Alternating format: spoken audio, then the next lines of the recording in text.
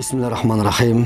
Alhamdulillah, wassalatu wassalamu ala rasulihi sayyidina Muhammad wa ala alihi wa sahbihi ajma'in. Amma ba'd. Assalamu alaikum wa rahmatullahi wa barakatuh. Көпшіліктен жихад дегеніміз не деген сұрақтар келеді. Жалпы ислам дінінде мұсылмандар үшін өміршең болып табылатын бір қатар маңызды ұғымдар баршылық. Соның бірі жихад. Жихад сөзі бұл араб тілінде ұмтылу, күресу деген мағынаны білдіреді. Яғни бұл қазақ тілінде де кездеседі. Ыждихат ету, мысалға. Ыждихат жасау деген мағынаны білдіреді. Демек, бұл араб тілінен сөзіне енген сөз қазақ тілінде енген. Ыждихат ету, күресу, ұмтылу деген мағынаны білдіреді. Енді жихадтың бірнеше түрі бар. Жихадты ең біріншісі өз-өзімен, нәпсімен күресу деген мағынаны білдіреді. Бұл деген сөз жақсы мінезбен көркемделу, жаман мінездерден аулақ болу деген мағынаны білдіреді. Яғни нәпсіге ауыр келсе де кең пейілді болу деген мағынаны білдіреді. Мінекей.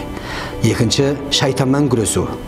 Бұл деген сөз пенде азғыратын, жаман ой салатын, шахуатты қоздыратын нәрселерден аулақ болу, сонымен күресу, шахуатмен күресу деген мағынаны білдіреді. Негізі шайтанмен күресу кәпірмен күресуден де қиынырақ.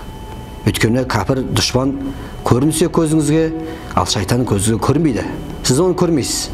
Шайтан сізді көреді бірақ.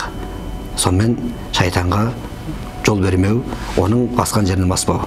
Бұл жөнінде Құран-ы Кәрімде Алла Субханаху ва Тағала былай деп келеді. Фастаиз билла, я айюхаллазина аману, ла таттабиу хутвати шайтан, ва мен яттаби хутвати шайтани, фа иннаху ямуру бил фахшай вал мункар. Садақаллаху алейм. Нұр сүресінің 21-ші аятында Алла Тағала: ей иман келтіруші пенделер, шайтанның қадамынан қадам баспаңдар.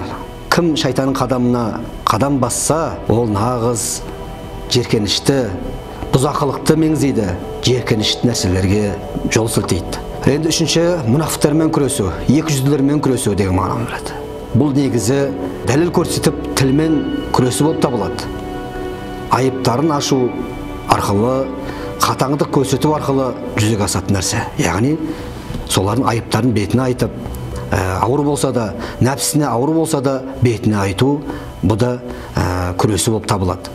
Бұл жөнде Алла Субханаху Құранда Кәрімде былай деп келеді. Фастаиз билла, я юхан наби, жахидил куффара вал мунафиқин, вағлуз алейхим, ва маъвахум джаханнам, ва би'сал масир. Садақаллаху алейм. Тахрим сүресінің 9-шы аятында: ей пайғамбар, кәпірлермен, мұнафықтармен күрес, оларға қатаңырақ бол, олардың орындары жаханнам, нендей жаман орын деп келеді. Мінекей, яғни мұнафықтармен оларға да күрес дегені, күрес деп оларға жаңағыдай қатаңырақ болып, сондай мінез таныту. Ал енді төртінші, пастықтармен күресу. Яғни бұл деген сөз жүрекпен, тілмен, қолмен емес, жаңағыдай жүрекпен күресу болып табылады. Яғни жақтырмай, көңілі сүймей, жек көріп қарау. Бұл жөнінде Абу Саид Худриден жеткен хадисте бір кісі пайғамбарымыз саллаллаху алейхи ва салламға келіп былай деді: я Расулалла, ең абзал адам кім деді? Сонда пайғамбарымыз саллаллаху алейхи ва саллям өз-өзімен күрескен адам және Алла жолында байлығымен күрескен адам деді. Мінекей, ең жақсы адам өз-өзімен, нәпсімен күрескен адам және байлығымен күресу деген сөз нәпсіне жақын, нәпсі сүйетін байлықты соны Алла жолында сарып ету, Алла жолында садақа ету болып табылады. Бұл нәпсіге бар әрине.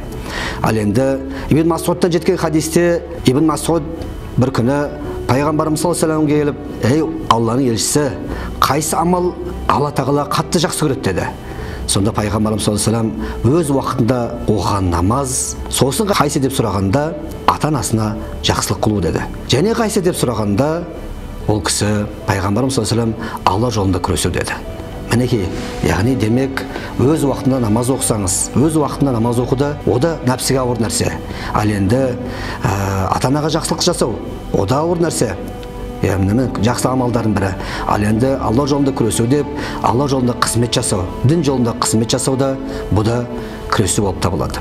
Демек, қорытындылай келгенде, біздің жихад дегеніміз сөз, ол бас салып, қару алып, жаңағыдай қол жүгіртіп, ондай емес.